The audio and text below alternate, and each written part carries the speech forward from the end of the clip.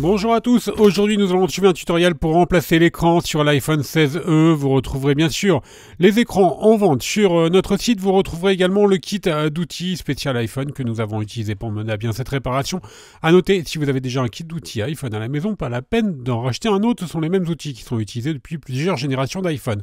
L'écran et le kit d'outils, vous le retrouvez dans le kit complet de réparation qui comprend également les joints d'étanchéité et le patron d'aide-montage en version adhésive.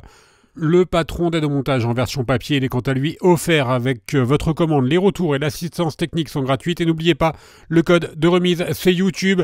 Et il vous permet de bénéficier de 10% de remise sur la totalité de votre commande. C'est une réparation qui est assez facile.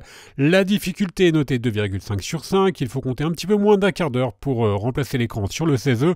Avant de commencer votre réparation, n'oubliez pas d'éteindre votre téléphone.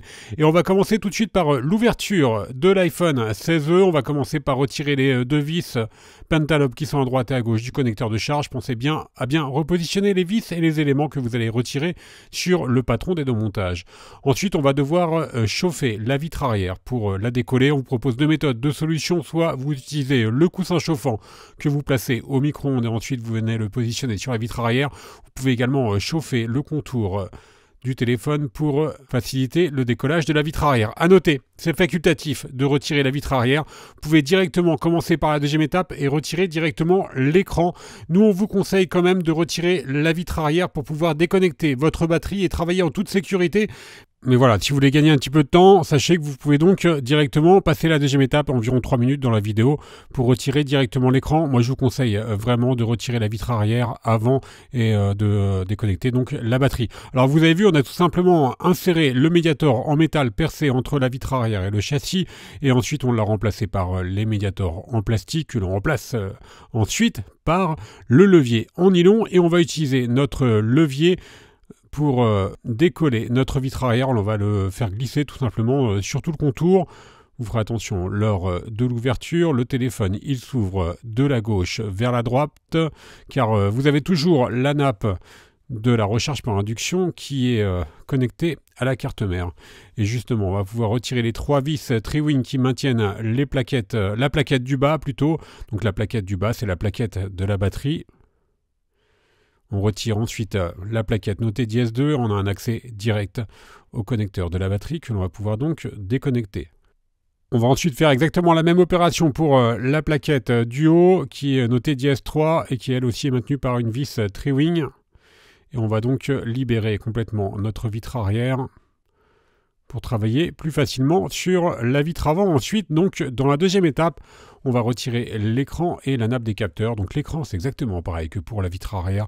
On va devoir chauffer tout le contour de l'écran pour faciliter son décollage. Donc soit avec le coussin chauffant ou avec un midi-décapeur thermique ou encore un sèche-cheveux. Si vous avez choisi de commencer directement la réparation par l'ouverture de l'écran, faites attention de ne surtout pas rallumer votre téléphone durant la réparation. Donc faites attention donc à ne pas appuyer sur le bouton Power durant cette manipulation. On va donc maintenant extraire notre écran. Alors c'est exactement pareil, je vous l'ai dit, que pour la vitre arrière, on a utilisé le médiator en métal percé et ensuite on utilise le levier pour décoller notre écran qui lui s'ouvre de la droite vers la gauche. Et enfin, on va pouvoir libérer les deux nappes en enlevant les deux vis Tri-Wing qui maintiennent les plaquettes notées dièse 18 et dièse 19. Faites attention à ne pas intervertir surtout les vis lors de la réparation. On déconnecte maintenant l'écran. Donc l'écran, c'est la nappe du bas et la nappe des capteurs, c'est la nappe du haut. Et justement, les capteurs, on va pouvoir les retirer dans cette étape. On va donc retirer les vis notées M1 et M2. Alors, ce sont les capteurs de proximité et luminosité. Il y a également un micro qui est utilisé par Siri sur la nappe des capteurs de proximité et luminosité. Voilà, on aperçoit le micro qui est en couleur or. On chauffe légèrement la nappe pour pouvoir la retirer. Et la nappe, on l'installera ensuite sur le nouvel écran. À noter, les écrans d'iPhone 16e, ce sont exactement les mêmes écrans que l'iPhone 14. On peut s'aider également de la pincette. Voilà, on a retiré le micro, vous avez vu, et les capteurs qui sont juste à gauche. La partie démontage est donc maintenant terminée. On va pouvoir passer au remontage. Alors, on va prendre notre nouvel écran. On vient repositionner les capteurs sur le nouvel écran, donc capteur proximité et luminosité, et ainsi que le micro. On remet la plaquette par-dessus le micro et on vient la refixer à l'aide des vis Triwing que l'on avait enlevé tout à l'heure. Alors faites attention à bien repositionner les bonnes vis aux bons endroits. Maintenant, on va pouvoir nettoyer le châssis de l'écran en enlevant l'ancien joint d'étanchéité. Donc il faut vraiment enlever complètement l'ancien joint d'étanchéité. On peut s'aider pour cela du tournevis plat. On va maintenant prendre le joint de l'écran que l'on vient repositionner sur le châssis. Alors vous avez un petit détrompeur, vous avez vu au niveau de la caméra avant, au niveau du Face ID, pour bien positionner le joint d'étanchéité. Et ensuite on l'applique avec le levier et on retire le guide, le patron qui nous a aidé à bien positionner le joint sur le châssis. On va maintenant pouvoir refixer, plutôt reconnecter la nappe de l'écran et on va faire la même opération pour la nappe des capteurs. On remet maintenant les deux plaquettes qui sont maintenues par les vis Triwing que l'on avait enlevées tout à l'heure. On va pouvoir maintenant retirer les protections du joint d'étanchéité. On retire la protection, enfin les protections plutôt, il y en a 3 à l'aide de la Bruxelles. On vérifie que le joint adhère correctement au châssis. Il faut vraiment que le joint soit posé à la perfection pour conserver l'étanchéité du téléphone, évidemment. Et donc, il faut également que le téléphone soit parfaitement nettoyé avant la pose des joints. On va pouvoir reclipser le nouvel écran à l'iPhone. Voilà, on appuie fortement sur tout le contour de l'écran pour qu'il adhère bien au châssis. Et ensuite, vous l'avez deviné, on va faire la même opération pour la vitre arrière. Donc on va devoir bien sûr au préalable, comme pour la vitre avant, enlever l'ancien joint. Vous pouvez également vous aider du décapeur thermique ou d'un sèche-cheveux pour faciliter le décollement de l'ancien joint et le nettoyage du châssis. Et on s'aide toujours du tournevis plat. Faites attention à ne pas toucher l'objectif appareil photo arrière lors de l'opération de nettoyage.